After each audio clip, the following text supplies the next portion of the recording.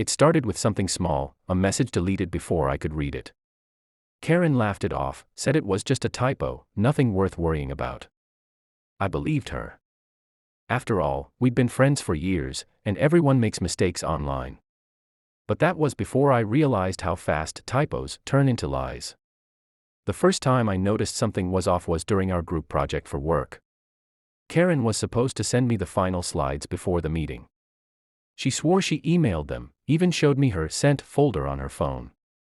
But when the manager asked why the presentation wasn't ready, she turned to me and said, "You told me you had it handled." I stood there stunned. My inbox was empty. She smiled, sympathetic, like I'd made an innocent mistake. Afterward, she patted my shoulder and whispered, "It won't happen again." But it did. Soon, every small misunderstanding became my fault. Screenshots disappeared. Messages failed to send. She was always one step ahead, careful, subtle, rehearsed. When I confronted her about things she'd said, she'd act surprised. "Are you sure? Maybe you misread it." Her tone was soft. Too calm, the kind that makes you doubt yourself.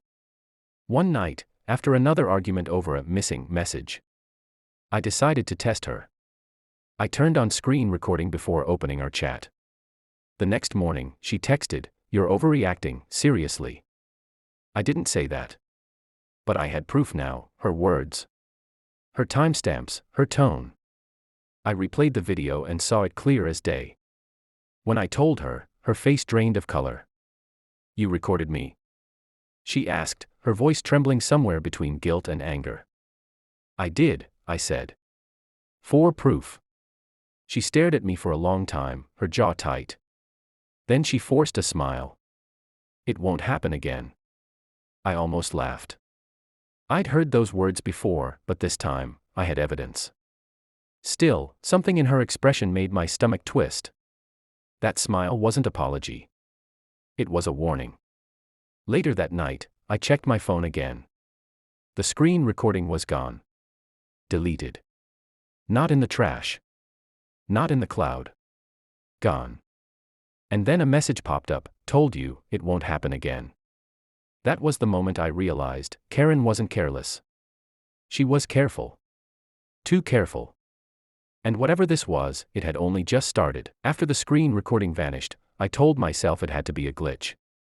Maybe I'd accidentally deleted it, or maybe my phone auto-cleaned storage. But deep down, I knew better. Karen didn't just delete messages, she rewrote reality. The next few days, I started noticing patterns. Notifications disappeared before I could open them. My call logs were shorter than I remembered. When I checked my email, there were new sent messages I didn't write. I decided to confront her again, this time in person. We met at the cafe near work, the one with soft jazz and too many mirrors. She smiled as if nothing had happened. "Hey," she said, sipping her latte. "You look tense." "Where's the recording, Karen?" I asked. Her eyes didn't even flicker. "What recording?" "The one you deleted." She tilted her head, pretending to think. "If it's gone, maybe it was never there." That sentence echoed in my mind long after she left. That night, I set up precautions. I backed up everything, messages, screenshots, call logs, to a secure drive offline. Then I installed a hidden app that records all screen activity. I thought I'd finally be a step ahead. 2 days later, I got a text from an unknown number, "You really should stop recording people." My blood ran cold. Karen had somehow found out again. I didn't reply. Instead, I opened my hidden folder, and it was empty. Every file, erased. I didn't sleep that night. The phone's front camera light blinked faintly, even when the device was locked. When I covered it, it blinked harder, like it was watching me. By the next morning, I had one goal: catch her red-handed.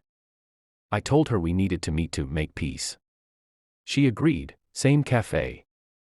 This time, I placed my phone face down and used my smartwatch to record audio secretly. Halfway through the conversation, she leaned in and whispered, "You shouldn't try to trap me again." I froze. "How?" I started, but but she smiled, that same too sweet smile. "I told you," she said. "It won't happen again." When I checked my watch later, the recording was corrupted. Static, nothing else. That's when I realized she didn't just know what I recorded. She knew when I tried. And maybe, just maybe, she knew more about me than I did about her. I stopped trusting my devices. Every screen, every light felt like an eye. I bought a cheap flip phone, the kind without Wi-Fi. It helped, for a while. Karen stopped messaging me, but she was still around. I'd see her name pop up in shared documents at work. Her cursor moving beside mine, typing and deleting words. Sometimes, entire sentences I wrote would vanish mid-save. Replaced with her phrasing.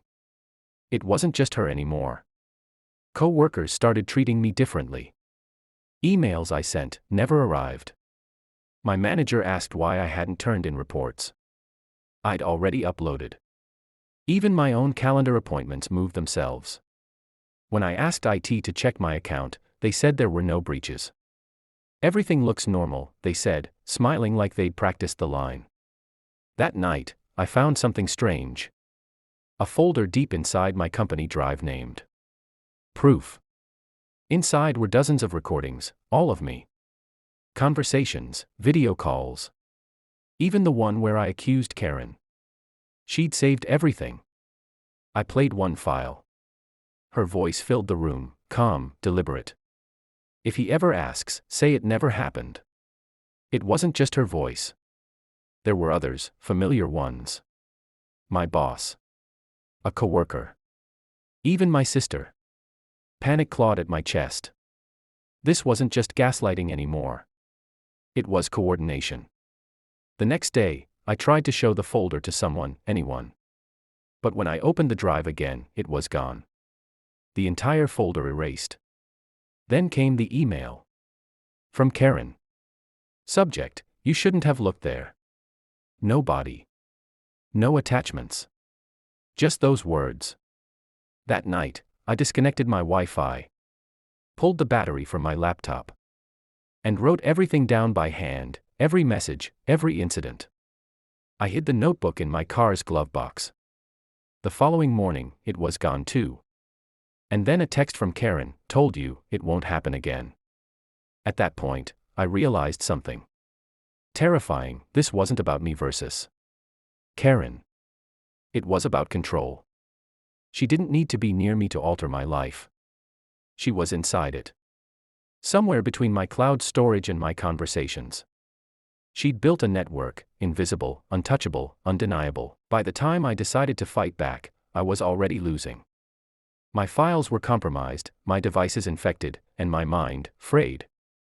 But I wasn't going to let her win quietly. I bought a second-hand laptop, paid cash.